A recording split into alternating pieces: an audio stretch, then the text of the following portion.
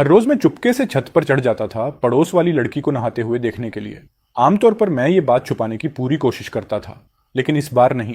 सिर्फ मैंने इसे हर उस शख्स को बता दिया जो सुनना चाहता था, बल्कि मैंने उसे सीधे प्रोवोक भी कर दिया। लोग कहते ये लड़का तो कहानियां सुनाता है, क्योंकि उस जमाने में रेपुटेशन सबसे ऊपर होती थी और एक लड़की का इज्जत ही उसकी सब कुछ होती है। तूने मेरे साथ ऐसा क्यों किया? बाद में जैसा मैंने सोचा था, वो बेचारी लड़की मजबूर होकर मुझसे शादी करने को राजी हो गई। लेकिन जो मैंने नहीं सोचा था वो ये कि शादी की रात वो अपने वाइन के ग्लास की जगह पेस्टिसाइड पी लेगी। और जब मैंने उसका बॉडी देखा तो तुरंत समझ गया कि मैंने कितनी बड़ी गलती कर दी। मैं इस पछतावे के साथ अपनी मौत तक जीता रहा। लेकिन जब मैंने आंखें खोली तो मैं वापस उसी पल में लौट आया था जब मैंने उस लड़की को शावर में देखा था। छोटे मॉन्स्टर, मैं तुझे फिर कभी नहीं देखना चाहता। भाग जा। कभी भी मेरे घर की दहलीज को गंदा करने मत आना। तो मुझे दूसरी चांस मिल गई। मैं वापस उसी मोमेंट पर आ गया था जब मैंने वो गलती की थी। लकीली अभी बहुत लेट नहीं हुआ है। अपने पिछले जीवन में जो गलती मैंने उस लड़की इनक्विंगन के साथ की वो मैं दोबारा नहीं करूंगा। लेकिन अगर मैं अभी जाकर एक्सप्लेन करने की कोशिश करूं तो कोई मुझे बिलीव नहीं करेगा। मुझे अपने एक्शन से प्रूव करना होगा। लेकिन अभी सबसे जरूरी काम है अपना पेट भरना। लकीली पिछले जीवन में मैंने एक बूढ़े मछुआरे के साथ टाइम बिताया था। समुद्री चीजें ढूंढना मेरे लिए बहुत मुश्किल नहीं होना चाहिए। जल्दी ही मैंने एक अंडर वाटर केव ढूंढ ली। मेरी दाहिनी हैंड बिजली की स्पीड से अंदर घुसी और एक बड़ी येलो म्यूरेन बाहर निकली, सीटी बजाती हुई। बुरा नहीं। अच्छा, शुरुआत। डिटेक्शन। मरीन क्रीचर को सक्सेसफुली कैप्चर कर लिया। फिशिंग सिस्टम सक्सेसफुली एक्टिवेट हो गया। बेसिक फंक्शंस खुल गए। मुरेन कॉन्ट्रैक्ट पर है on oblique base 0। Sea spirit. Beginner mission complete करो और टारगेट मुरेन को यूज करो। Physical energy restore. Reward sea source 5। यही सिस्टम है। लेकिन मुझे दूसरी चांस मिली है। इसमें सिस्टम होना इतना स्ट्रेंज नहीं है। फिर मैंने मुरेन के सफेद खून वाले मांस का एक टुकड़ा काटा और मुंह में डाल लिया। ये सच में बहुत गंदा है। मुझे याद है कि आसपास एक एक्वाटिक प्रोडक्ट्स बाइंग सेंटर है। वो मछुआरों से समुद्री चीजें खरीदते हैं। बाकी मुरेन को अच्छे प्राइस पर बेचा जा सकता है। टाइगर मुरेन को सक्सेसफुली यूज किया। Basic survival guaranteed. Current sea source 7। लगता है जितनी भी एक्शंस फिशिंग से रिलेटेड होंगी मैं सी सोर्स एक्यूमुलेट कर सकता हूं। लेकिन मुझे नहीं पता कि ये सी सोर्स किस काम आती है। कोई बात नहीं, अभी टाइड रिसीड हो गई है। ये फिशिंग के लिए बेस्ट मोमेंट है। पहले समुद्री चीजें कलेक्ट करते हैं। मैं झुका और एक्सपोज्ड रॉक्स की क्रैक्स में ध्यान से खोजने लगा। समय के साथ पिछले जीवन की मेमोरीज टाइड की तरह वापस आने लगी और मेरे मूवमेंट्स में गहरी नफरत भर गई। 5 फीमेल क्रैब्स कैप्चर किए। Sea source +1। लगभग 500 gram swimming crabs capture. Sea source +1। 3 stone crabs capture. Sea source +1। इस इलाके में इतना ही काफी है। चलो पहले इन चीजों को बेचते हैं। बाइंग सेंटर छोटे की के पास है। एंट्रेंस पर थोड़ी सी क्यू है। मेरी मिजरेबल लुक और चेहरे पर गंदगी ने तुरंत अटेंशन खींच ली। तुम क्या बेच रहे हो? छोटे क्रैब्स और श्रिम्प्स। वो उस पार्टिकुलर जोन में है। मैंने कुछ नहीं कहा, बस उस बड़ी बोनी मुरेन को टेबल पर पटक दिया। एक हड्डीदार मुरेन। ये बड़ी है, जंगली है। मैंने इसे लो टाइड पर रॉक्स की फिशर से निकाला। 3.5 किलोग्राम। इसे फर्स्ट क्वालिटी मानकर 6.5 सेंटीम्स पर किलो। टोटल 22.75 सेंटीम्स। ये प्राइस रीजनेबल है। और ये छोटी चीजें भी काउंट करोगे? बहुत कुछ नहीं है। चलो 25 यूरो तक राउंड ऑफ कर देते हैं। जब मैंने पैसे लिए तो अपनी रफ स्किन वाली हथेलियों का टच महसूस हुआ। Transaction successful. Basic monetary system unlocked. Fishing points +2। पैसे जेब में डालकर मैं तेजी से विलेज की ग्रोसरी स्टोर की तरफ चला गया। मुझे होल ग्रेन बिस्किट्स का एक पैकेट दे दो और एक रेड बुल बॉल भी दे दो। ठीक है, यहां पुरानी आदतों के अकॉर्डिंग इन शेमफुल चीजों के अलावा न्यूली मैरिड कपल्स को कुछ रेड चीज लानी पड़ती है। अभी के लिए ये रेड बुल ही एकमात्र चीज है जो मैं अफोर्ड कर सकता हूं अपनी गलती का एक्सपियर करने के लिए। रास्ता चाहे कितना भी ऑब्स्टिकल्स से भरा हो, मुझे जाना ही होगा। उस लड़की के लिए जिसकी लाइफ मैंने रूइन कर दी, मैं उसे कभी अबैंडन नहीं करूंगा। जब मैंने रेड बुल ली तो पापा ने मुझे देखा नहीं। मैंने रिजाइन कर लिया और ठंडे दिमाग से सोचा, बॉगी मैं उसकी टांगें तोड़ दूंगा। चेन फैमिली का ये छोटा मॉन्स्टर। मैंने अपनी पूरी लाइफ में कभी किसी से डिस्प्यूट नहीं की। इस बार मैं शेन जियानशेंग के साथ सब कुछ फाइनल कर दूंगा। पिछले जीवन में यही गहरा डिस्पेयर आखिरकार उस लड़की इनक्विंगन को मौत की तरफ ले गया था। मैं इस ट्रेजेडी को दोबारा होने नहीं दूंगा। मैंने हिम्मत जुटाई और लेबर परिवार के उस लकड़ी के दरवाजे पर नॉक किया। कौन है?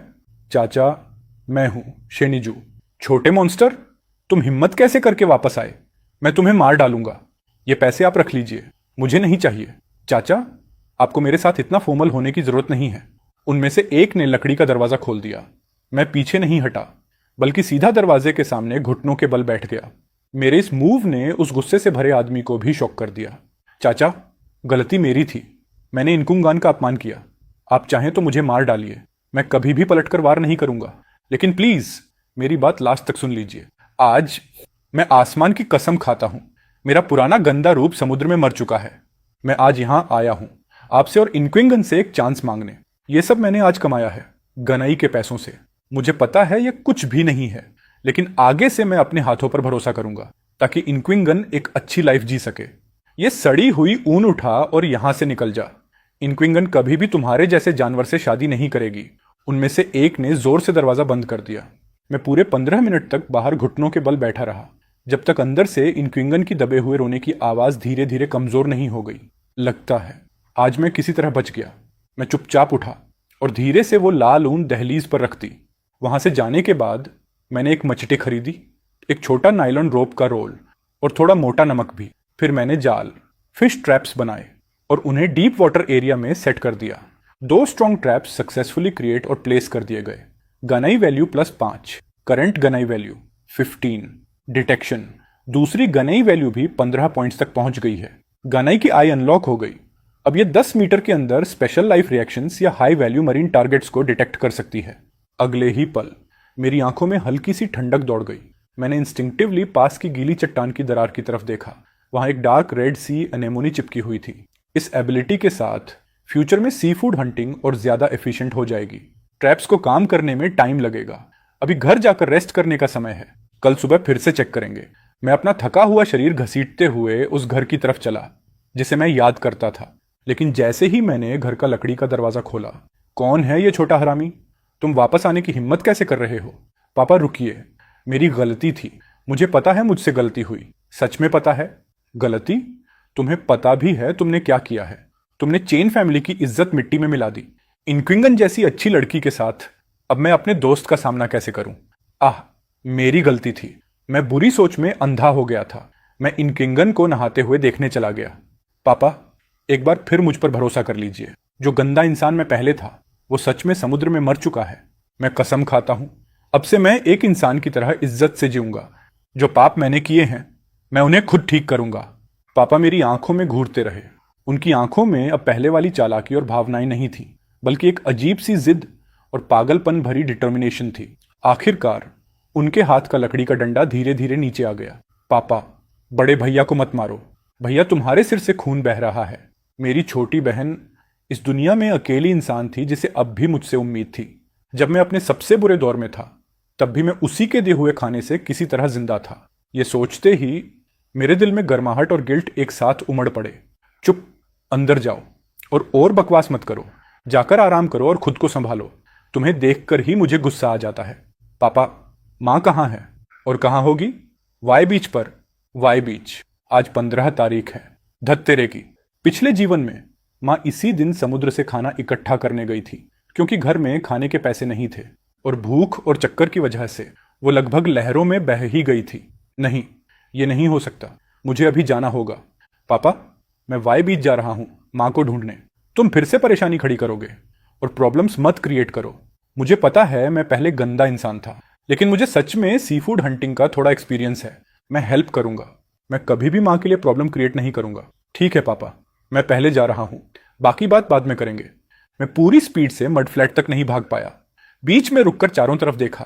पूरा इलाका लोगों से भरा हुआ था। गांव वाले हाथ में तेल वाले लैंप लेकर बेताबी से सी फूड ढूंढ रहे थे। माँ माँ माँ, तुम यहां कैसे आ गए? ये क्या हाल है? सिर की चोट भी है। अच्छा हुआ मालिक का बेटा भी अब जिंदगी की मुश्किलें फील करने आ गया। या फिर तुम्हें लगा तुम्हारी माँ काफी नहीं कमा रही, इसलिए उसे रोकने आ गए। मैंने उसकी बात इग्नोर कर दी। सीधे तेजी से अपनी माँ के पास गया। उनके हाथ में जो थोड़ा बहुत कैच था उसे देखा। उनके बैंगनी पड़े और खुरदरे हाथों को देखकर मेरी आंखें चुभने लगीं। माँ, आप आराम करो, मैं हेल्प करता हूँ। ये पकड़, इसे संभाल। तुम्हें ये करना आता है? चिंता मत करो माँ। मैंने गहरी सांस ली और चुपचाप अपनी एबिलिटी एक्टिवेट की। एक ठंडी लहर तुरंत मेरी आंखों से गुजर गई। कीचड़ में हल्के नीले रंग के पॉइंट्स दिखने लगे। ये सिस्टम सच में पावरफुल है। मैंने तुरंत एक ब्लू पॉइंट चुना और अपनी फावड़ी उठाई। जोर से मिट्टी खोदी और एक हथेली जितनी बड़ी क्लेम बाहर निकली। फिर उसके सामने एक साथ 5 बड़ी क्लेम्स दिखी। लगता है आज किस्मत साथ दे रही है। अरे देखो, नया लड़का तो मरा हुआ चूहा ढूंढ लाया। मैंने कुछ नहीं कहा, जल्दी से अगले टारगेट पर फोकस किया। इस बार कीचड़ में दो छोटे बैम्बू शेल जैसे जीव मिले, अंगूठे के साइज के। एक बड़ा बैम्बू शेल पकड़ लिया। मेरी माँ खुद को रोक नहीं पाई। हल्की सी खुशी की आवाज निकल गई। उसकी आंखों में चमक साफ दिख रही थी। मैं चुप रहा, लेकिन मेरे हाथ पहले से तेज चल रहे थे। सिर्फ आधे घंटे में मेरी पीठ पर लटका टूटा हुआ टोकरी तेजी से भरने लगा। तुम इतना अच्छा कैसे कर रहे हो? माँ, मैंने कहा था ना, अब मैं मेहनत करूंगा। क्या हो गया इसे? पहले तो ये बिल्कुल बेकार था, लोटाइड की सीवीड से भी बेकार। लगता है आज तुम्हारी किस्मत अच्छी है। वांग स्विंग ने मेरी भरी हुई टोकरी देखी, फिर अपनी खाली टोकरी। उसका दिल जल गया और वो मेरे पीछे पीछे आने लगी ताकि उसे भी कुछ अच्छा मिल जाए। अनजाने में मैं मड फ्लैट के दूसरे हिस्से में पहुंच गया। जैसे ही मैं अगला ब्लू पॉइंट खोदने वाला था, अरे अरे, ये कौन आ गया? चेन फैमिली का मशहूर निकम्मा, दिन भर चोरी और बेकार हरकतें करता है, और अब यहां आ गया। क्या हुआ? इनकिंगन को नहाते हुए देखना कम पड़ गया क्या? अब और लड़कियां ढूंढ रहा है? उसकी बात सीधा दिल पर लगी, और आसपास के लोगों की अजीब नजरें भी मेरी तरफ मुड़ गईं। मेरा चेहरा ठंडा पड़ गया और मैंने फावड़ी को और कसकर पकड़ लिया। मैंने अपने पिछले जीवन में इससे भी ज्यादा बुरा देखा है। इस औरत से बहस करना बेकार है। मैं तुमसे बात कर रही हूं, बहरे हो क्या? जब उसने देखा कि मैं उसे इग्नोर कर रहा हूं, तो वो खुद मेरे पास आकर खोदने लगी। तुरंत गुस्से में चिल्लाई, यहां से हट, मैं पहले आई थी। ये मेरी जगह है, ये पब्लिक जगह नहीं है, मेरी टेरिटरी है। तुम जैसे गुंडे यहां खोदने के लायक नहीं हो, जल्दी निकल। क्या पब्लिक? मेरी नजर में ये मेरी जगह है। तुम्हारे बाप चिन जियान शेंग भी बेकार इंसान हैं। उन्होंने तुम्हारे जैसे निकम्मे को पाला। बड़े लोग निकम्मे, छोटे कुछ सीखते नहीं। तुम्हारी मां बदकिस्मत है जो तुम्हें जन्म दिया। पूरी चेन फैमिली बेकार है, बस तुम्हारी मां बची है जो तुम जैसे लोगों को पाल रही है। पूरी फैमिली बेकार और नाकारा है, फिर भी बाहर आकर इज्जत खराब करने की हिम्मत रखते हो। यह सुनकर मेरे माथे की नसें फूल गईं। मेरी आंखों में गुस्सा फटने वाला था। मैं अब और सहन नहीं कर पा रहा था। मैं उस औरत पर फावड़ी मारने ही वाला था। तभी, ओए गंदी औरत, किसकी फैमिली को गाली दे रही है? मैं तेरी ये गंदी जुबान फाड़ दूंगी। तेरा खुद का पति निकम्मा है, समुद्र में जाता है और खाली हाथ वापस आता है, इसलिए तू यहां आकर नाटक करती है। हमारी चेन फैमिली चाहे जैसी भी हो, मेरा छोटा भाई चाहे जैसा भी हो, मेरी माँ एक ईमानदार और मेहनती फिशर है। तू जैसी बदतमीज औरत हमें आदेश देने वाली कौन होती है? तेरा पति बेकार है, इसलिए तू पागल कुत्ते की तरह सबको काटती फिरती है ना वांग शुइंग? वांग शुइंग की बोलने की स्पीड बहुत तेज थी। उसकी आवाज तेज, तीखी और सीधी दिल में चुभने वाली थी। हर एक वर्ड ऐसे लग रहा था जैसे चाकू सीधा उस जगह घुस रहा हो जहां सबसे ज्यादा दर्द होता है। तुम क्या? और तुम पीछे पीछे घूमने वाले फॉलोअर, तुम पूरा दिन अपनी बहन के पीछे अपनी जुबान घुमाते रहते हो। भूल गए कि तुमने खुद शेडी काम किए थे और एक बार घर में बंद भी हो गए थे। क्या ये सब मैं यहीं इस बीच पर सबके सामने बोल दूं? दो बेहया बहनें जिनमें खुद कोई शर्म नहीं, और यहां आकर दूसरों को जज कर रही हो। बस बहुत हो गया। सुन लो तुम सब निकम्मो, जिनकी वजह से पूरी फैमिली की इज्जत जाती है। तुम्हें अभी तक शर्म नहीं आई? पागल कुत्तों की तरह चिल्ला क्यों रहे हो? घर जाओ, जीरो आईक्यू वाली टोली। अगर तुमने चेन फैमिली को दोबारा इंसल्ट किया, मैं तुम्हारा मुंह फाड़ दूंगा। और तुम भी, मेरे यंग अंकल, उन्होंने तुम्हारे सिर पर शिट फेंक दी और तुमने पलटकर एक वर्ड भी नहीं बोला। आज तुम्हारी किस्मत अच्छी है, जल्दी से खोदो, खोदो और जल्दी घर जाओ। ये कहने के बाद उसने कोई एक्स्ट्रा ड्रामा नहीं किया। वो बस मेरे पीछे खड़ी रही। उसकी नजरें ऐसे घूम रही थीं जैसे सर्च लाइट, हर जगह को ध्यान से देख रही हो जहां मैं खोद रहा था। पिछले जन्म में मैं सोचता था कि मेरी भाभी बस लालची और पैसों की भूखी है। कभी इमेजिन नहीं किया था कि उसका एक और साइड भी है, एक ऐसा साइड जहां वो अंदर से एक्चुअली अच्छी इंसान है, चाहे उसका पर्पस मुझे बचाना न भी हो। लेकिन फिर भी एक इंसान जो अपनी फैमिली के लिए सामने खड़ा होता है, वो सच में इंप्रेसिव है। मैंने सिर हिलाया, सोचना बंद किया और फिर से फावड़ा उठाकर उस नीली चमक वाली डायरेक्शन में खोदना शुरू कर दिया। एक डल सा थंक साउंड आया, जैसे फावड़ा किसी हार्ड चीज से टकराया हो। मैंने धीरे से मिट्टी हटाई। मिट्टी के बीचों बीच एक बड़ा सा सॉलिड ऑब्जेक्ट दिखने लगा, लगभग वॉश बेसिन्स जितना बड़ा। ये क्या है? इतनी बड़ी स्टोन? मेरा दिल जोर जोर से धड़कने लगा। मैं झुककर मिट्टी हटाने लगा। जैसे ही ऊपर की गंदगी हटनी शुरू हुई, एक शॉक्ड आवाज फटी। ये एक बेनेटियर था। हे भगवान, इतना बड़ा बेनेटियर! सालों से इतना बड़ा नहीं देखा। बेनेटियर, ओह माय गॉड! वांग शुइन ने इंस्टिंक्टिवली हाथ बढ़ाया, लेकिन मैं उससे तेज था। मैंने उस कीमती ट्रेजर को अपनी बाहों में कस लिया। डिस्कवर, एक जायंट बेनीतिये, प्रोटेक्टेड मरीन स्पीशीज, लपेश अमारे सीरीज में +20, करंट सीरीज में +40। लक, ये सब तुम लोगों की वजह से है भाइयों। माँ, चलो घर चलते हैं, घर चलते हैं, घर चलते हैं। ये चीज़ मिल गई, अनबिलीवेबल। अगर मुझे एक भी मिल जाए तो मुझे अपने बेटे की स्कूल फीस की टेंशन कभी नहीं होगी। मुझे बच्चे की तरह बाहों में ट्रेजर लेकर घर जाते देख लोग अपनी चीज़ें समेटने लगे और मेरे पीछे चल पड़े। जैसे ही मैंने वो भारी बेनियर कोर्टयार्ड में रखा, पूरा आंगन एकदम से चुप हो गया। ये वही बेनीटर है? ये सच में बेनीटर है, लेजेंडरी वाला। मैं अपनी आधी जिंदगी जी चुका लेकिन कभी नहीं मिला, और आज ये उसके निकम्मे बेटे ने ढूंढ लिया। अनबिलीवेबल। अरे बूढ़े, तुमने कुछ नहीं देखा। आज 19 सच में ब्लेस्ड है। इसमें चीजें खोजने का टैलेंट है। ये ट्रेजर इसका भी है। मैंने कुछ एक्सप्लेन नहीं किया। मैंने तुरंत एक बड़ा वुडन बेसिन उठाया, बेनियर को उसमें रखा और उसमें सी वाटर भर दी। चाहे ये चीज पानी के बाहर जल्दी नहीं मरती, लेकिन सॉल्ट वाटर में रखने से ये ज्यादा फ्रेश और परफेक्ट रहती है। दूसरे भैया, ये क्या है? बेनेटियर। देखो तो सही, दूर से कोई जायंट सीरॉक जैसा लगता है। ये अलाइव है। अलाइव? हाँ देखो, पानी में अभी सो रहा है। उसी समय कोर्टयार्ड के दरवाजे पर एक शैडो दिखाई दी। अपनी चीजें रखकर वाइनस्विन तुरंत पानी के बेसिन के पास आया। कितनी रेयर चीज है ये। 19, तुम सच में लकी हो। उसने हाथ रगड़े और मुझे देखते हुए मुस्कुराया, लेकिन उसके गले में फंसे वर्ड्स 3 बार घूमे और फिर भी बाहर नहीं निकले। मैंने सोचा भी नहीं था कि मेरी भाभी इतनी शाई साइड भी रखती होगी। माँ, आज हमारी फैमिली को इतना बड़ा ट्रेजर मिला है। ये खुशी का दिन है। एक चिकन काटो। अच्छा खाना बनाते हैं ताकि सबकी हेल्थ ठीक हो जाए। कौन सा चिकन? किस बात का वेस्ट? पापा आप देखिए, मेरे सिर की चोट अभी पूरी तरह ठीक नहीं हुई। और क्या हमें इसे सेलिब्रेट नहीं करना चाहिए ताकि माँ और शाओ भी थोड़ा फैटी खाना टेस्ट कर सकें? शाओ ने जैसे ही चिकन की विंग्स देखी, उसकी आंखें तुरंत चमक उठीं। उसने चुपचाप अपनी लार निगली, लेकिन बोलने की हिम्मत नहीं हुई। ठीक है, सबसे बड़ा रेड रूस्टर ले लो, वही जो सबसे ज्यादा खाना चुराता है और अंडे देना पसंद नहीं करता। आज उसी को पकाएंगे। माँ, आप आराम करो, आज मैं सब संभाल लूंगा। बहुत जल्दी एक गर्म गर्म सी फूड चिकन सूप का बड़ा बर्तन टेबल पर रखा गया। खाने का टाइम है, कितनी अच्छी खुशबू आ रही है। दूसरे भैया, माँ कितनी अच्छी खुशबू है, मैं खाना चाहता हूँ। रुको, अपनी हालत देखो कैसे दिख रहे हो। तुम पूरे गंदे हो। जाओ हाथ धोकर आओ। अगर ठीक से हाथ नहीं धोए तो तुम्हें कुछ भी खाने को नहीं मिलेगा। सुइन, तुमने पूरी शाम मेहनत की है, आओ हमारे साथ थोड़ा खाओ। ठीक है, धन्यवाद माँ। चैन यांचंप भी खुशबू से अट्रैक्ट होकर वापस आया और उसने सूप की एक बड़ी घूंट ली। अच्छा है, बहुत अच्छा है। चाचा की कुकिंग माँ से 100 गुना बेहतर है। क्या इतना बड़ा चढ़ाकर बोलना जरूरी है? यह खाना एक सटल और वार्म एटमॉस्फेयर में हुआ। तुम इस शेल बेनेटियर के साथ क्या करने वाले हो? कल मैं तुम्हारे साथ शहर की अक्वाको स्टेशन जाऊंगा। यह बहुत भारी है, मैं तुम्हारी मदद करूंगा इसे उठाने में। अपने बड़े भाई की ऑकवर्ड केयर को देखकर मेरा दिल गर्म हो गया और मैंने धीरे से सिर हिलाया। ठीक है भैया, कल के लिए धन्यवाद।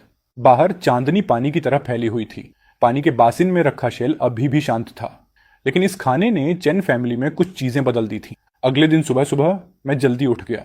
मैं धीरे धीरे घर से बाहर निकला और सीधे अपने बड़े भाई चिनानचेंट के घर के छोटे कोर्टयार्ड में गया। चलो भैया, ये बहुत भारी है। दोंगचा शहर तक 6 या 7 ली डिस्टेंस है। अगर ये धूप में सूख गया तो इसकी वैल्यू कम हो जाएगी। मैं शेंगोजी को बुलाकर लाता हूँ। उसके पिता के पास ट्रैक्टर है, उसे थोड़ा फ्यूल का पैसा दे देंगे। ठीक है, तुम उसे बुलाओ, मैं यहाँ ध्यान रखता हूँ। जैसे ही ये बात खत्म हुई, बाहर तेज कदमों की आवाज आई। 19, मैंने सुना कि तुम्हें एक ट्रेजर मिला है। सच में? मुझे दिखाओ ये क्या है। ये चीज क्या है? लोग इसे ऐसे बोल रहे हैं जैसे ये कोई भारी आयरन ब्लॉक हो। हे भगवान, ये कितना बड़ा है। ये तो बहुत कीमत का होगा। इसे मत छुओ, ये जिंदा है और बहुत कीमती है। गौजी मदद करो, अपने पिता का ट्रैक्टर लेकर आओ और दोंगचा की अक्वाको स्टेशन चलते हैं। मैं फ्यूल का पैसा दूंगा। हम भाई हैं, फ्यूल की बात मत करो। थोड़ी देर बाद कोर्टयार्ड के बाहर डीजल इंजन की फेमिलियर आवाज सुनाई दी। तीनों ने मिलकर शेल को व्हीकल पर रखा और अक्वाको स्टेशन की तरफ निकल पड़े। जैसे ही मैंने शेल को नीचे उतारा, आसपास के सभी लोगों का अटेंशन तुरंत उस पर चला गया। ये क्या है? इतना बड़ा शेल? नहीं, ये एक जायंट शेल है। हे भगवान, ये कितना बड़ा है। नमस्ते सर, ये हमारे भाई का बड़ा शेल है। हम इसे बेचना चाहते हैं।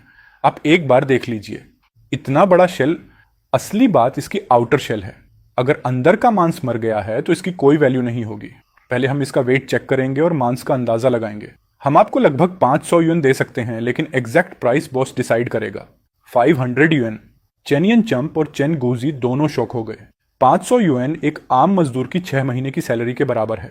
सर, आप थोड़ा ज्यादा कंजर्वेटिव हैं। मैं 550 कहता हूं। ठीक है, 600। यंग मैन, इसे मुझे बेच दो। शांत रहिए, बिजनेस रूल्स के हिसाब से होना चाहिए। 650। साहब, थोड़ा रास्ता दीजिए। यंग मैन, ये शेल तुमने पाया? कब मिला? कल रात लो टाइड पर रॉकस के नीचे से निकाला। ये अभी भी जिंदा है। हमने इसे पूरे टाइम पानी में रखा और आज सुबह यहां लाए हैं। मैनेजर झुका, उसने शेल को ध्यान से छुआ और हल्के से नॉक करके सुना। फ्रेशनेस अच्छी है, क्वालिटी भी एक्सलेंट है। सुनो यंग मैन, मैं तुम्हें 850 युआन देता हूं।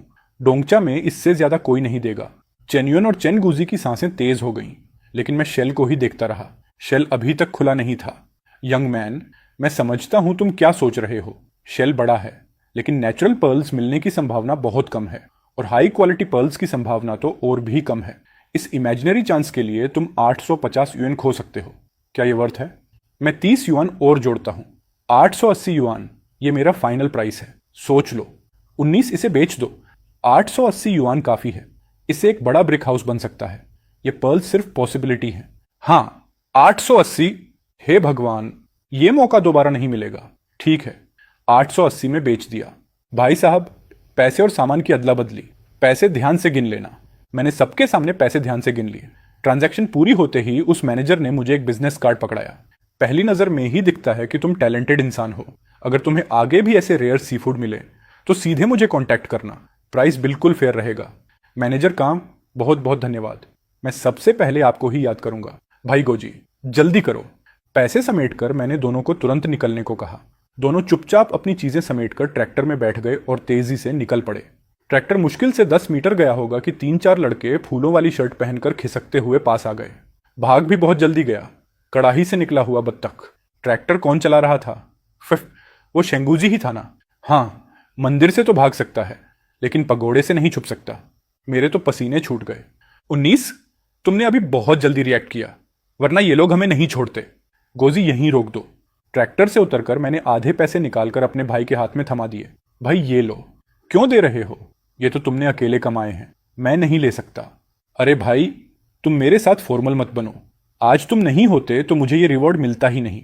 ऊपर से चिटू की स्कूल फीस और उसकी किताबों के पैसे पूरे हैं क्या? ये रखो। जरूरत पर फीस भर देना, खाना ले आना, जो चाहिए वही करना। इन बातों ने भाई चिनानचेंट की सबसे गहरी चिंता को छू लिया। उसके बेटे की फीस। वह तो सोच रहा था कि वो अपने पिता से उधार मांगेगा। 19, ठीक है, बात खत्म। चलो मेरे साथ वेस्ट गेट पर कार्ड्स खेलते हैं। गोजी, अब कभी उस जगह पर नहीं जाऊंगा, कभी नहीं। क्यों? ओह, समझ गया, ये सब इनकुंगान की वजह से है ना? वह हल्की सी मुस्कान के साथ अपनी कोहनी से मुझे कोंचने लगा। ठीक है भाई, मैं समझ गया। एक बदमाश भी सुधर सकता है। देखो, ये मैटर जितनी जल्दी हो सके सुलझा देना। शेन गोजी भले ही थोड़ा आवारा था, लेकिन बुरा इंसान नहीं था। पिछले जीवन में भले मैं कितना भी गरीब रहा, उसने मुझे कभी नीचा नहीं दिखाया। चलो अब जाओ, तुम्हारे पिता इंतजार कर रहे होंगे। ठीक है, पर तुम मेरी शादी में पीने जरूर आना। जब उसकी ट्रैक्टर गांव की सड़क में पूरी तरह गुम हो गई, मैंने कहा, भाई तुम घर जाओ, मैं स्टेट कोऑपरेटिव से किंगन के घर के लिए कुछ चीजें ले आऊंगा। हाँ, किंगन के यहां तुम्हें जाना ही चाहिए। तुमने गलती की है तो तुम्हें मुंह दिखाना पड़ेगा। वो बच्चा गुस्सैल है पर अनरीजनेबल नहीं है। अगर वो आज भी गुस्से में है, चाहे तुम्हें 2 थप्पड़ भी पड़े, तुम सह लेना। समझ गए? हाँ भाई, चिंता मत करो। थोड़ी देर में मैं लिंगिया पहुंच जाऊंगा, सुअर का मांस और मिठाई लेकर। जैसे ही मैं आंगन में दाखिल हुआ, मैंने इन क्विंगन को देखा। वह शांत बैठा ध्यान से मछली पकड़ने का जाल सी रहा था। धूप पत्तों से छनकर उस पर पड़ रही थी। उसकी पतली सी परछाई जमीन पर फैल रही थी। उसका ध्यान और उसकी नरमी, इन दोनों में एक खतरनाक और खूबसूरत सा एहसास था। मेरा दिल एक पल के लिए थम गया। पिछले जीवन में मैंने तुम्हारी जिंदगी तबाह कर दी। मैं सच में तुम्हारा गुनहगार हूं। आज बस ऐसे शांति से तुम्हें देख पाना भी अच्छा लगता है। मैंने गहरी सांस ली और धीरे धीरे उसके पास गया। कुछ कदम दूर ही था कि वह चौंक कर पीछे हटा। इनक्विंगन, तुम यहां कैसे? मेरे पिता, वो घर पर नहीं है। उसकी आंखों में डर और शक दोनों थे। इनक्विंगन, डर मत, मैं बस तुमसे मिलने आया हूं। कल जो हुआ वो मेरी गलती थी, मैं माफी मांगने आया हूं। ये वही बड़ा शंख है जो मैंने आज बेचा। मैंने तुम्हारे और तुम्हारे परिवार के लिए मांस खरीदा है। मुझे तुम उस खजाने के पैसे से मेरे लिए मांस खरीद कर दिखाना चाहते हो कि तुम अमीर हो? नहीं, मैं जानता हूं मैं पहले कितना खराब था। मुझे पता है मैं तुम्हारे लायक नहीं हूं, लेकिन मैं सच्चा हूं। मैं तुम्हारे साथ अच्छा होना चाहता हूं। सच्चा? हमारा तो कोई रिश्ता ही नहीं है। मैं तुम्हारी रिस्पॉन्सिबिलिटी नहीं हूं। उसकी ये बात बर्फ की बाल्टी की तरह थी। मेरी सारी उम्मीद एक झटके में बुझ गई। हवा भारी हो गई, माहौल एकदम ऑकवर्ड और शांत। तभी धड़ाम, आंगन का दरवाजा किसी ने जोर की लात मारकर खोल दिया। अरे छोटे हरामी, तू मेरे घर दोबारा आने की हिम्मत कैसे कर लिया? कल क्या बोला था मैंने? मैं तेरी टांगें तोड़ दूंगा। पिता, वो छोटा हरामी नहीं है। चुप, मैं मार डालूंगा इसको। मेरी रीढ़ में सिहरन दौड़ गई। उसके हाथ में पकड़ा औजार मेरे सिर के पास से निकलकर जमीन में धंस गया। मैं चारों पंजों पर गिरा और जान बचाकर भागा। रुक जा हरामखोर, युचोंग, भाग मत। उनमें से एक दरवाजे तक पीछा करता हुआ आया। दरवाजे के फ्रेम का सहारा लेकर वो जोर से चिल्लाया, अगर दोबारा आने की हिम्मत की तो तेरी टांगें तोड़ दूंगा, तुझे समंदर में फेंक दूंगा, मछलियों का खाना बना दूंगा। पापा, ये मछली काफी एक्सपेंसिव है और माँ ने बहुत समय से मांस नहीं खाया है। इसे उस लड़के की कॉम्पेंसेशन मान लो, लेकिन वो तुमसे शादी करना चाहता है। ये कभी नहीं होगा, चाहे मैं भूखा मर जाऊं। मैं अपनी बेटी की शादी उस जैसे आवारा इंसान से कभी नहीं करूंगा। पड़ोसी के घर से भागने के बाद मैं वापस अपने कोर्टयार्ड में आ गया। डब्ल्यू एक्सविन आंगन में कपड़े सुखा रही थी। 19 वापस आ गया। मैंने सुना तुम्हारे भाई ने क्या कहा। वो बड़ा शेल 800 युएन से ज्यादा में बिका। तुम सच में काबिल हो। तुम हमेशा अपने भाई के बारे में सोचते हो। शव की स्कूल फीस अब पूरी हो जाएगी। ये सब तुम्हारी वजह से है। भाभी, इतना फॉर्मल मत बनो। वैसे चिटू कहाँ है? वो उत्तर वाली जंगल में केकड़े पकड़ने गया है। उत्तर वाला जंगल, वो जगह समंदर के पास है। वहां मंगे ग्रोव फॉरेस्ट है। वहां सच में बड़े बड़े क्रैब मिलते हैं। ठीक है, मैं भी जाकर देखता हूं। ये कहकर मैं मुड़ा और अपने घर में घुस गया। पापा, माँ, ये कपड़े बेचने के पैसे हैं। माँ, ये पैसे अभी रख लो। जब तुम्हारी शादी होगी हम तुम्हारे लिए नया घर बनाएंगे। ठीक है पापा। माँ, मैं उत्तर वाले जंगल जा रहा हूं चीतों को देखने, और साथ में क्रैब भी पकड़ लाऊंगा। शाओ, चलो अपने दूसरे भाई के साथ केकड़े पकड़ने चलते हैं। जल्दी ही मुझे शितो जंगल के किनारे मिल गया। वो छोटा सा लड़का पानी के गड्ढे के पास लेटा हुआ था। पेड़ की जड़ के नीचे वाले होल में हाथ डालने की कोशिश कर रहा था। उसका चेहरा पूरी मेहनत से लाल हो गया था। चिटू, दूसरे चाचा, आप यहाँ क्या कर रहे हो? यहाँ के क्रैब बहुत चालाक होते हैं, पकड़ना मुश्किल है। मैंने कॉन्फिडेंस के साथ मुस्कुराया। मैंने क्वाइटली अपनी समुद्री आंख सी आई एक्टिवेट कर दी। नीले हल्के हल्के पॉइंट्स दिखने लगे। मैंने तुरंत एक ग्लोइंग पॉइंट लॉक कर लिया। पहले मैंने आयरन स्क्यूअर की नोक से सड़े हुए पत्तों और मिट्टी को धीरे धीरे हटाया। फिर मैंने धीरे से उस होल के अंदर स्केवर डाला और लेफ्ट राइट सॉफ्टली प्रोब किया। अचानक मैंने रिस्ट से जोर लगाया और एक चीज जोर से बाहर खींच ली। एक क्रैब, इतना बड़ा क्रैब। दूसरे चाचा, आप तो कमाल हो। तुम लोग इन्हें संभालो, मैं और पकड़ कर लाता हूं। सिर्फ आधे घंटे में मैंने कई ब्लू क्रब्स पकड़ लिए। फिर मैं सबसे ब्राइट जगह की तरफ गया। वहीं प्रोसेस रिपीट किया और जल्दी ही एक और बड़ा क्रैब मिल गया। इस बार जो बाहर आया वो पहले वाले सभी क्रैब से काफी बड़ा था। जैसे ही वो बाहर निकला उसने अपने बड़े बड़े पंजे उठाए और अटैक करने की कोशिश की। मैंने सही टाइमिंग पर उसके क्लॉ के सिर को दबाया और तुरंत उसकी शेल पर कंट्रोल कर लिया। फिर मैंने अपनी तैयार की हुई रस्सी निकाली और उसके दोनों बड़े पंजों को अलग अलग बांध दिया। वाह, इतना बड़ा क्रैब! दूसरे भाई, तुम तो कमाल हो। दूसरे चाचा, आपको कैसे पता चलता है कि यहां क्रैब है और वो इतना बड़ा है? ज्यादा ऑब्जर्व करो और सोचो। चलो अब इन्हें बेचने चलते हैं। Blue crab successfully capture, sea hunting family +1। Blue crab king successfully capture, sea hunting family +5। Current sea hunting value 62। कुछ ही देर में हम एक्वाटिक प्रोडक्ट्स बाइंग स्टेशन पहुंच गए। ये लड़का फिर आ गया। सुना है कल इसने बड़ा ट्रेजर निकाला और शहर में हाई प्राइस पर बेच दिया। हमें दिखाया भी नहीं ताकि हम भी फायदा ले लेते। तुम क्रैब बेचने आए हो? आज फिर लकी हो गए। अच्छा, माल मिल गया। अफसोस, उस बड़े शेल को मैं खोल नहीं पाया। अगली बार अगर कुछ अच्छा मिले पहले अंकल जाओ को दिखाना। मैं तुम्हें इसके 15 युआन देता हूं। ठीक है। बेचने के बाद मैं दोनों को घर ले गया, लेकिन उसने तुरंत देख लिया कि शाओ के बैम्बू बास्केट में एक बड़ा ब्लू क्रैब किंग अभी भी बंधा हुआ है। ये वाला क्यों नहीं बेचा? माँ, ये क्रैब किंग बहुत रेयर है, हम इसे खुद खाने के लिए रखेंगे। देखो, श्यावाओ और चीतो इसे पकड़े हुए हैं। इतना बड़ा है, इसकी कीमत कई युआन होगी, है ना मेरे बच्चे? इतना कीमती क्रैब खुद खाने के लिए रख रहे हो? तुम्हें घर की हालत का पता नहीं? तुम्हारी माँ दिन भर जाल ठीक करके सिर्फ 2 से 3 युआन ही कमाती है। यह केकड़ा मेरे लिए 2 से 3 दिन तक जाल रिपेयर करने के बराबर है। मैंने मन में सोचा, माँ, अगर तुम्हें पता होता कि फ्यूचर में इतना बड़ा वाइल्ड ब्लू क्रैब हजारों यूएन का बिकेगा तो तुम इसे कभी खाने नहीं देती। खाओ खाओ, तुम्हें बस खाना ही आता है, पैसे पेड़ों पर नहीं उगते, बेवकूफ लड़के।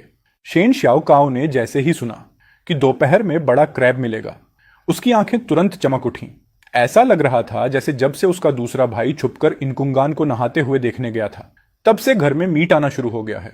उसके मन में तो यह भी आया कि अगर उसका दूसरा भाई फिर से एक बार छुपकर देखाए तो रोज मीट मिल सकता है। रात को जल्दी सो जाना। पापा, क्या हुआ? कल हम समुद्र जाएंगे, अगर जल्दी नहीं सोए तो सुबह उठ नहीं पाओगे। ये सुनते ही मेरा दिल हल्का सा उछल गया। मैं बस ये चेक करना चाहता था कि ये समुद्री आंख सी आई कितनी पावरफुल है और कितना काम करती है। सबके खाना खत्म करने के बाद सब लोग आराम करने लगे। अगले दिन सुबह होने से पहले ही बाहर से झांग गिक्सिंग की आवाज आई, उठो, खाओ पियो, जल्दी उठो, तुम्हारे पापा और भाई रेडी हैं, जल्दी करो। तुम्हारे पापा ने कहा है, ज्वार टाइड, किसी का इंतजार नहीं करता। मैं तुरंत उठ गया, ठंडे पानी से चेहरा धोया और चुपचाप उन दोनों के पीछे पीछे समुद्र किनारे खड़ी छोटी नाव की तरफ चल पड़ा। आखिरकार हम फिर से समुद्र में जा रहे थे। मैंने दोबारा उसी रास्ते पर कदम रखा। सब कुछ वैसा ही फेमिलियर था, लेकिन इस बार मेरी पिछली जिंदगी से अलग। मेरे साथ मेरे भाई और एक शांत लेकिन भरोसेमंद पिता थे। थोड़ी ही देर में हम नाव पर पहुंच गए। पापा शांति से रस्सियां और एंकर चेक कर रहे थे। अरे चेन, छोटा चीजू भी आ गया। सुना है इन दिनों तुम्हारी किस्मत बहुत तेज चल रही है, बड़े शेल्स और बड़े क्रब्स पकड़ रहा है, अपने बाप से भी आगे निकल गया लगता है। नमस्ते चाचा। किस्मत है लेकिन स्किल भी है। लगता है तुम पहले से ज्यादा एनर्जेटिक हो गए हो। अपने बाप से सीखो, समुद्र उन्हीं को खिलाता है जो केपेबल होते हैं। मैंने कुछ नहीं कहा, बस जल्दी से हार्पून और बैम्बू ट्रैप अरेंज करने लगा। फिर मैंने ठंडे समुद्री पानी को छुआ। वो फैमिलियर फीलिंग मेरे अंदर दौड़ गई। एलियन, एंकर उठाओ। चीजू, अच्छे से पकड़कर बैठो। डीजल इंजन जोर से गरजने लगा। छोटी मोटर बोट धीरे धीरे जेट्टी से दूर जाने लगी। मैंने क्वाइटली अपनी समुद्री आंख एक्टिवेट कर दी। मेरे सामने की दुनिया हल्की सी धुंध में ढक गई। मैं क्लियरली देख तो सकता था, लेकिन दूर तक नहीं। समुद्र बहुत बड़ा है और ये 10 मीटर की विजन लगभग अंधे जैसा ही है। मैं नाव के किनारे झुककर पानी को ध्यान से देखने लगा। छोटे छोटे मछलियों को देख रहा था। उम्मीद थी कि उनके पीछे बड़े फिशेस की मूवमेंट मिले। ये लड़का पहली बार समुद्र में आया है। इतना डर गया कि किनारे पर लेट गया है। मरना चाहता है क्या? क्या देख रहा है? सीधा बैठ, वरना समुद्र में गिर जाएगा। लेकिन मेरा पूरा ध्यान पानी में था। मैंने कुछ नहीं सुना। तभी मेरे पास खड़े चेनू चैंप को कुछ अजीब लगा। उसने हल्के से मेरे कंधे को धक्का दिया। चीजू।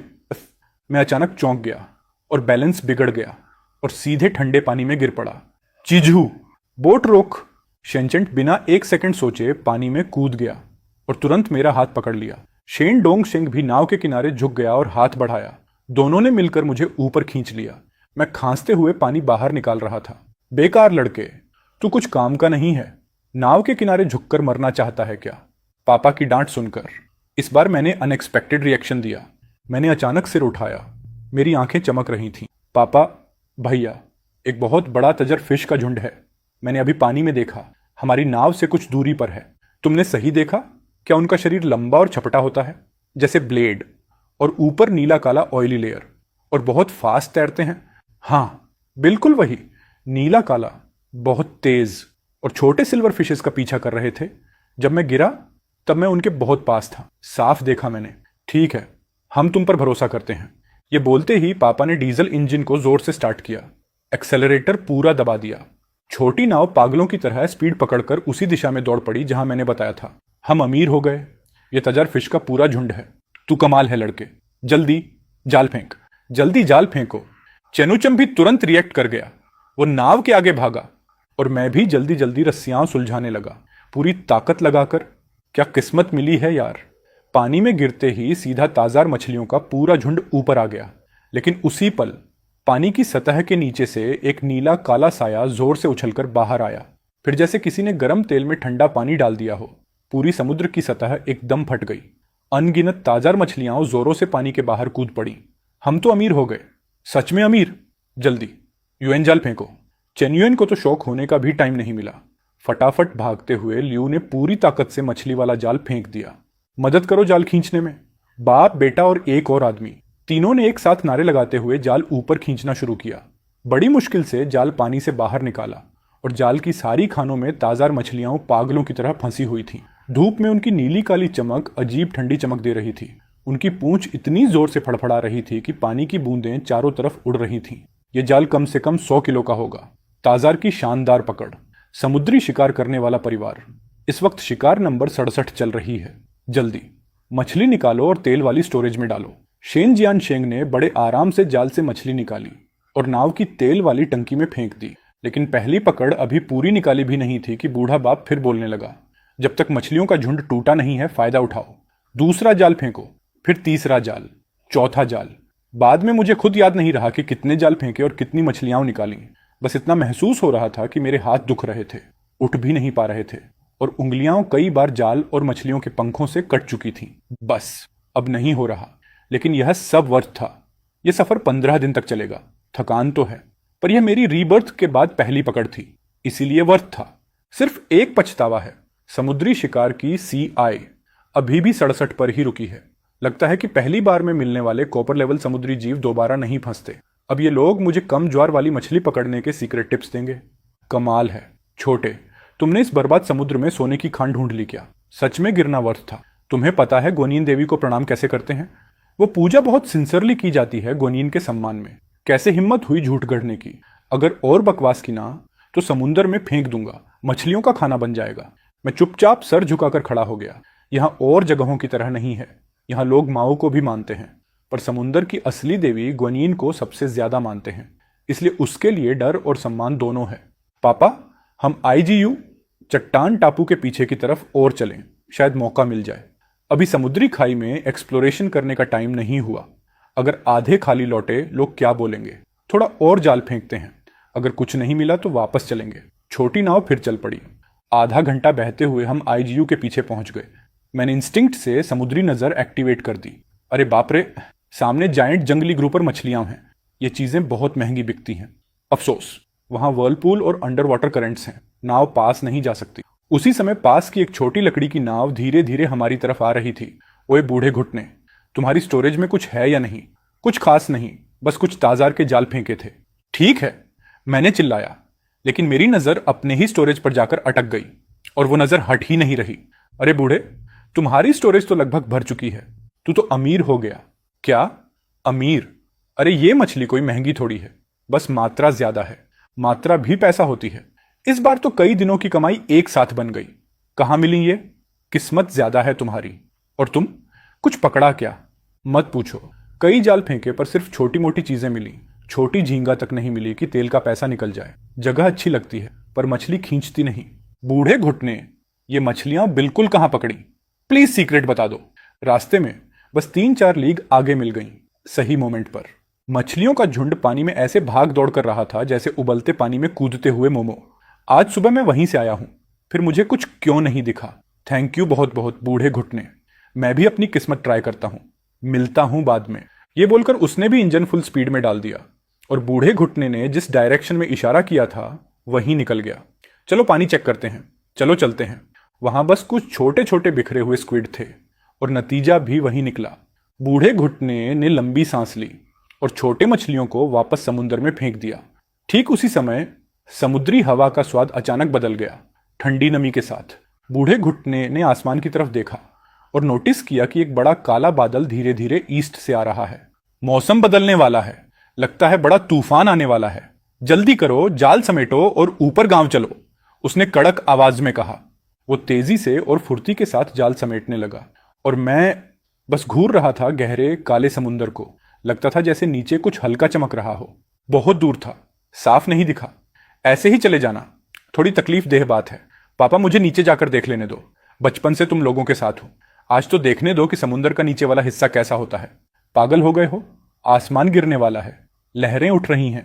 मरना है क्या बदमाश? पापा, बस एक झलक मारकर ऊपर आ जाऊंगा। आपने भूल गए क्या? आज सुबह भी मुझे मछलियों का झुंड नहीं दिखा था। मैं भी देखूं ना। अगर आपको चिंता है तो भाई को साथ भेज दो। इस लड़के की किस्मत ठीक रहती है, 10 से 15 मिनट पॉसिबल है और यह ANCH भी साथ है तो दिक्कत नहीं होगी। यूएन, तुम नीचे जा रहे हो उसके साथ, उसे ध्यान से देखना। सिर्फ 5 मिनट, और तुरंत ऊपर। ठीक है पापा। दोनों भाई बिना एक शब्द बोले ठंडे पानी में कूद गए। लगभग 15 मीटर नीचे पहुंचकर छाती में दबाव महसूस हुआ और वो सांस लेने को तुरंत ऊपर आए। इतना गहरा नहीं है, अभी तो फर्श भी नहीं छू पाए। मैं एक बार और नीचे जा रहा हूं। मैंने बड़ी सांस ली और अपनी सारी ताकत जोड़ी। नीचे की तरफ तैरते हुए मेरे कान पानी के दबाव से दुख रहे थे और छाती फटने वाली थी। तभी मेरे पैर आखिरकार नरम समुद्री मिट्टी से छू गए। मैंने तुरंत अपने सी हंटर आइज सक्रिय किए और अचानक सामने एक बड़ा चट्टानी ढांचा दिखा। एक रॉयल डीमन लॉबस्टर। इस बार तो सच में जैकपॉट। मैं जल्द से ऊपर आया और चैनियंच भी तुरंत जाल लेकर सावधानी से पास आया। लेकिन रॉयल लॉबस्टर को खतरे का एहसास हो गया था।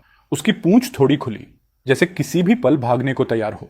मुझे रोते जैसा देख उसने अपना हाथ धीरे बढ़ाया और तभी रॉयल लॉबस्टर की भारी पूंछ जोर से झटकी और चारों तरफ मिट्टी धूल फैल गई। सौभाग्य से चेन तैयार था। भागने की दिशा में उसने जाल फेंक दिया और रॉयल लॉबस्टर फंस गया। मैंने जल्दी से एक छोटा लॉबस्टर उठाया और भाई के जाल में डाल दिया। एक बड़ा लॉबस्टर पकड़ना बराबर sea hunt level 3, royal lobster पकड़ना बराबर sea hunt level 10, total sea hunt equals 80। उस चट्टान वाला हिस्सा अभी भी हिल रहा था, लेकिन हमारी सांसें टूटने वाली थीं। इसलिए मैंने भाई को इशारा किया और हम दोनों पानी से बाहर निकले। हमने हवा बड़े जोर से खींची। तभी महसूस हुआ कि अंधेरा हो चुका है, बारिश शुरू हो चुकी है। शेन जियानशेंग ने आधा शरीर बाहर निकालकर हमें नाव पर खींच लिया। साले, ये झींगा तो कोई आत्मा लग रहा है। उम्र भर में पहली बार इतना बड़ा कांटेदार देख रहा हूं। क्या ये लड़का ड्रैगन किंग का बेटा है? पहले फुल दावत, फिर डायनेस्टी का राजा इनकुंगान, और अब ये अंधा दैत्य भी पकड़ लाया। अचानक आसमान में जोरदार बिजली कड़की, जैसे सिर के ऊपर ही फट गई हो। बारिश की मोटी बूंदें धागे की तरह गिरने लगीं। शेन जियानशेंग होश में आया और चिल्लाया, स्टीयरिंग कसकर पकड़, डैम इट। उसने पूरी ताकत से थ्रॉटल दबाया और छोटी नाव तूफानी लहरों में जोर से उछलती हुई फिशिंग विलेज की तरफ भागने लगी। लेकिन वापसी के रास्ते में ही शेन जियानशेंग की आंखें अचानक सिकुड़ गईं। वो टेढ़ी नजर से उस सुनसान आइलैंड के दूसरी तरफ के समुद्र को घूरने लगा। धत्त तेरी, ये सफेद वाला बोट अभी तक गया ही क्यों नहीं? शेन जियानशेंग ने दोनों हाथ मुंह के पास रखकर पूरी ताकत से चिल्लाया, जाओ जल्दी, अ मैसिव स्टॉर्म आ रहा है। मरने का इंतजार कर रहे हो क्या? लेकिन सफेद बोट एकदम साइलेंट, बिल्कुल बिना हिले। पापा, लगता है वो इशारा कर रहा है। ये ठीक नहीं है पापा भैया, उनके साथ कुछ हुआ है। बोट हिल भी नहीं पा रहा। शेन जियानशेंग और चेन यांच के चेहरे का रंग तुरंत उड़ गया। उस सिक्लूडेड आइलैंड के चारों तरफ हिडन रीफ्स थे। स्थानीय बुजुर्ग मछुआरे भी वहां से सावधानी से गुजरते थे। ये लोग तो क्लियरली आउटसाइडर्स हैं। अगर उनकी बोट फंसे तो हैरानी किस बात की? लेकिन ऐसे मौसम में हमारा छोटा बोट खुद कभी भी पलट सकता है। अगर पास गए तो हम भी डूब सकते हैं। पापा प्लीज मत सोचो ज्यादा, हम उन्हें ऐसे मरने के लिए नहीं छोड़ सकते। हाँ पापा, हमें देखना होगा, जिससे बचा सकते हैं बचाइए। शेन जियानशेंग ने दांत भींचे, जोर से पैर पटका। युएन, बोट को स्टेबलाइज करो, पास ले जाओ। चेन युएन ने तूफान से लड़ते हुए बमुश्किल बोट मोड़ी। मैंने कैबिन के नीचे से एक टूटी हुई बाल्टी उठाई और एक घुटने के बल बैठकर पागलों की तरह पानी निकालने लगा। छोटी नाव तूफान और जायंट वेव्स से लड़ती हुई किसी तरह सफेद बोट की तरफ बढ़ रही थी। युएन, रुक जाओ, सामने रीफ्स हैं, अब आगे नहीं जा सकते। पापा, अब क्या करें? चेन जियानशेंग ने बिना एक सेकंड गंवाए 2 मोटी रस्सियों के रोल निकाले, कुछ चक्कर अपनी कमर पर लपेटे और दूसरा सिरा नाव के पीछे के क्लेट से बांध दिया। मुझे नीचे उतारो। युएन, बोट पर रहो, रस्सी को बिल्कुल टाइट रखना। नहीं पापा, मैं भी जा रहा हूं। चुपचाप बोट देखो, अगर रस्सी ढीली पकड़ी हुई हम दोनों मर जाएंगे। ये तुम्हारे पापा और बड़े भाई की जान है। पापा, ब्रदर, सावधान रहना।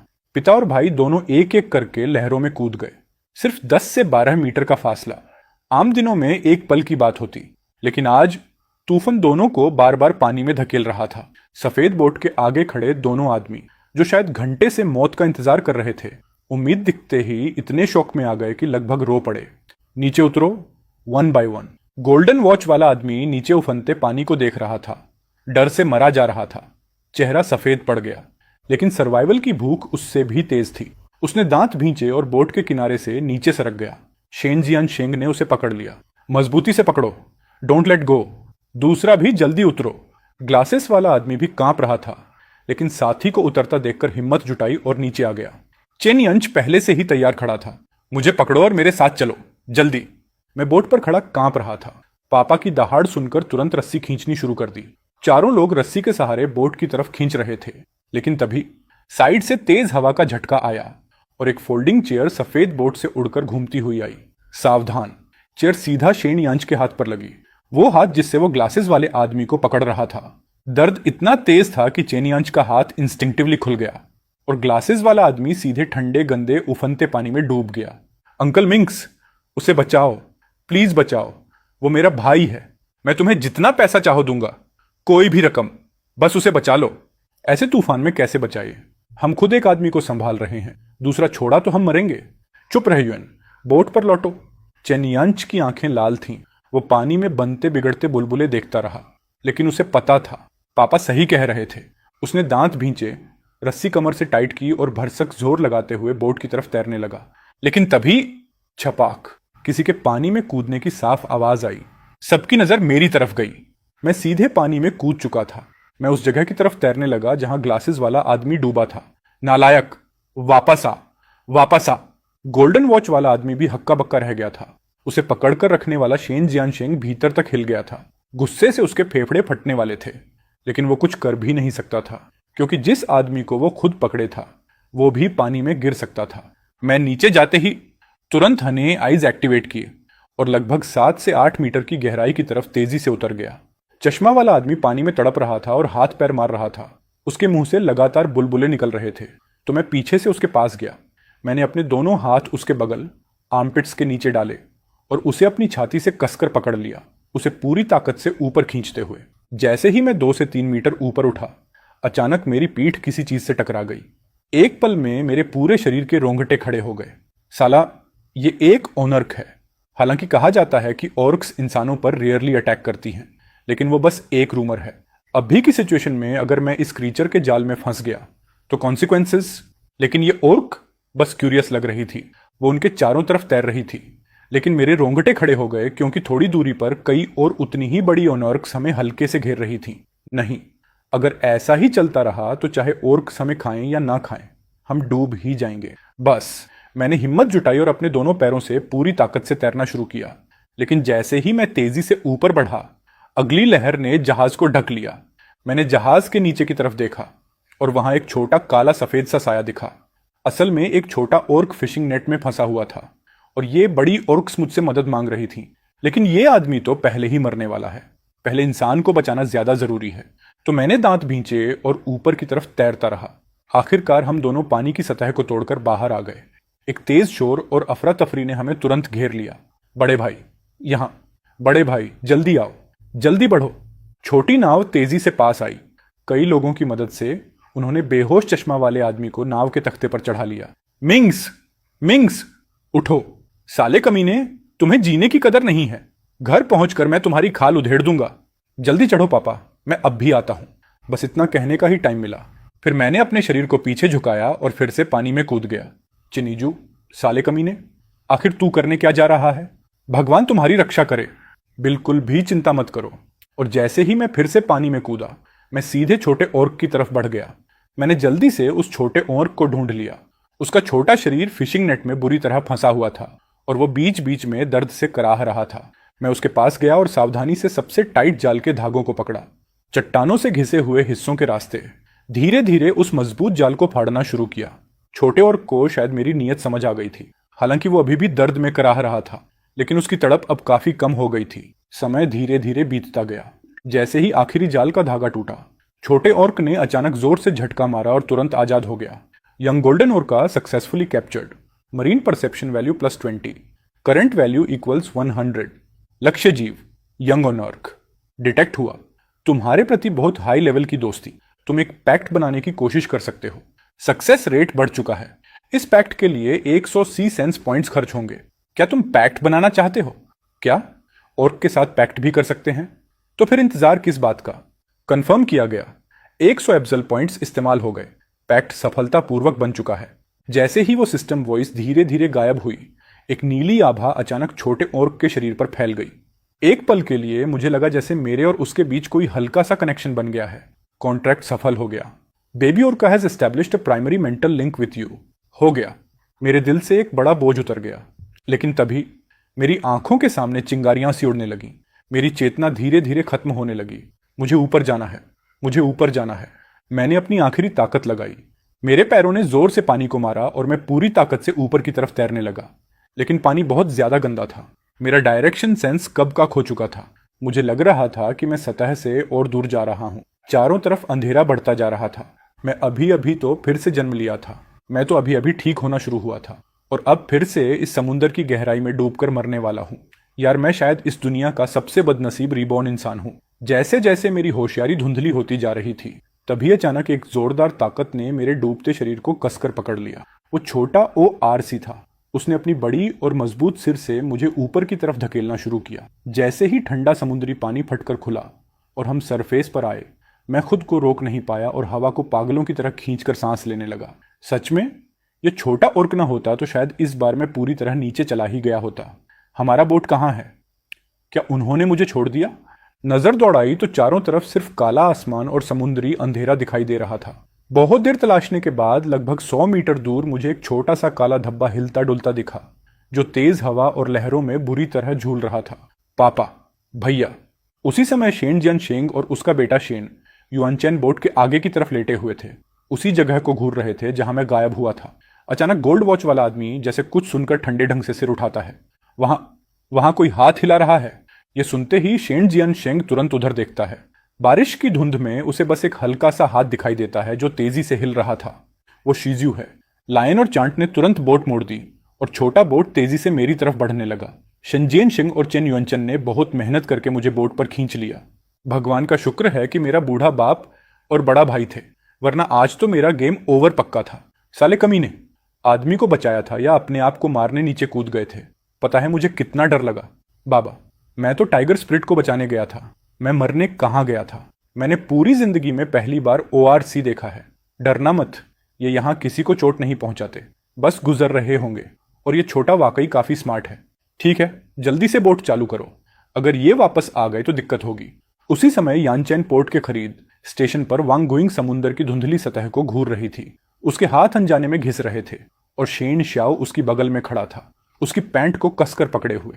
उसके छोटे चेहरे पर सिर्फ डर और बेचैनी थी। गिंग, परेशान मत हो। तुम्हारा आदमी सालों से समुद्र पर जाता है। कौन सा तूफान नहीं देखा उसने? शायद बस थोड़ी देर हुई है। आखिर हुआ क्या है? इतना बड़ा तूफान, अगर सोना भी समुद्र में गिर रहा हो, बाकी सारे बोट वापस आ जाते, पर सिर्फ हमारा बोट नहीं आया। हे वर्जिन मेरी, कृपया पिता पुत्र दोनों को सुरक्षित रखना। माँ, डर मत, पापा और भाई दोनों जल्द वापस आएंगे। माँ, मुझे विश्वास है। उसी समय एक दुबली पतली काली परछाई फटा पुराना प्लास्टिक पहनकर तेजी से दौड़ती हुई आई। भाभी गुइंग, भाभी गुइंग, क्या तुमने जियानशेंग और बाकी लोगों को देखा? हाँ, मैंने देखा। मेरा बोट थोड़ा देर से आया। मैं उत्तरी तरफ के अकेले पड़े आइलैंड की तरफ से आया। मुझे तो ऐसा लगा कि मैंने जेनशेंग का बोट देखा था। तो वो कैसे थे? वापस क्यों नहीं आए अभी तक? उस टाइम एक सफेद बोट आइलैंड के पीछे फंसा हुआ था, बिल्कुल हिल नहीं पा रहा था, और जियानशेंग का बोट उस तरफ बढ़ता दिखा। मतलब जियानशेंग और बाकी लोग उस सफेद बोट पर फंसे लोगों को बचाने गए। हाँ, मुझे ऐसा ही लगा। वो बोट तो बिल्कुल फंसा था। जिनशेंग का स्वभाव तुम जानती हो, कुछ गलत दिखे तो छोड़ता नहीं। ये सुनते ही वांग गुइंग की आंखें काली पड़ गईं। उसका शरीर कांप गया और वो लगभग गिर ही गई। एक औरत ने तुरंत पकड़कर संभाला। भाभी गुइंग, ठीक हो? बोलो ना, ठीक हो? वांगिंग ने बस हाथ हिलाया। होंठ कांप रहे थे, लेकिन उसका गला आवाज नहीं निकाल पा रहा था। इतना बड़ा तूफान, ये छोटा बोट कभी भी टूट सकता है। ऊपर से दूसरों को बचाने जाना, ये तो खुद की जान खतरे में डालना है। अगर हमारे परिवार के साथ कुछ हो गया तो हम क्या करेंगे? गोइंग, खुद को मत डराओ। जियानशेंग कुछ नहीं होगा। उसने शायद लोगों को बचा भी लिया होगा और अब वापस ही आ रहा होगा। हाँ, ऊपर वाला है, वो उन्हें सुरक्षित रखेगा। लेकिन तभी एक तिरछी खूसट आवाज आई। कौन कह सकता है? पिछले साल हुतुओ भी तूफान में लोगों को बचाने गया था। और क्या हुआ? किसी को बचाया नहीं, खुद ही मर गया। पूरा परिवार उसी पर निर्भर था खाने पीने के लिए। उसके बिना सब बर्बाद हो गए। अगर तुम्हें नहीं पता क्या बोलना है तो चुप रहो। क्या मैंने कुछ गलत कहा है? सबने अपनी आंखों से देखा है। उस बेवा और उस अनाथ की जिंदगी कितनी मुश्किल है। लॉन्गमेई, तुम, GNSHNG और बाकी लोगों को बचाने गए हैं। ये एक नेक काम है, एक मेरिटोरियस गुड डीड। तुम यहां ऐसी हिम्मत तोड़ने वाली बातें क्यों कर रही हो? कौन है ये? ओह, तुम हो कौन? क्या बात है, अब भी से अपने होने वाले पति के परिवार का बचाव कर रही हो? तुम्हारी अब भी शादी भी नहीं हुई। चैन परिवार तो तुम्हें अपनी बहू तक नहीं मानता। ये तो अभी देखना बाकी है। बकवास बंद करो। मुझे बर्दाश्त नहीं होता कि तुम यहां इतनी बेदिल बातें कर रही हो। अंकल GN और उसका बेटा अपनी जान जोखिम में डालकर लोगों को बचा रहे हैं और तुम यहां उन्हें कोस रही हो। तुम्हारा दिल क्या कुत्ते ने खा लिया है? मैंने उन्हें कोसा? मैं तो सच बोल रही हूं। लूटू इसका एग्जाम्पल नहीं है क्या? बेल सर्गिंग, मैं ये तुम्हारे भले के लिए कह रही हूं, ताकि तुम मेंटली तैयार रहो। तुम बस जलती हो। उन्होंने एक बड़ी पर्ल ढूंढ ली और तुम जल रही हो कि GNSHNG का परिवार अब बेहतर जिंदगी जी रहा है। तुम चाहती हो कि उनके साथ कुछ बुरा हो। क्या बकवास है ये? एक टूटी हुई सी शेल से क्या ही होगा, उसे खाया भी जा सकता है। मैं तो बस बेलसूर गिंग को अच्छे से याद दिला रही थी। बस बहुत हुआ लॉन्ग में। अगर तुमने एक शब्द और बोला तो मानो या ना मानो, मैं तुम्हें तुम्हारे जांचू की जगह सबक सिखा दूंगी।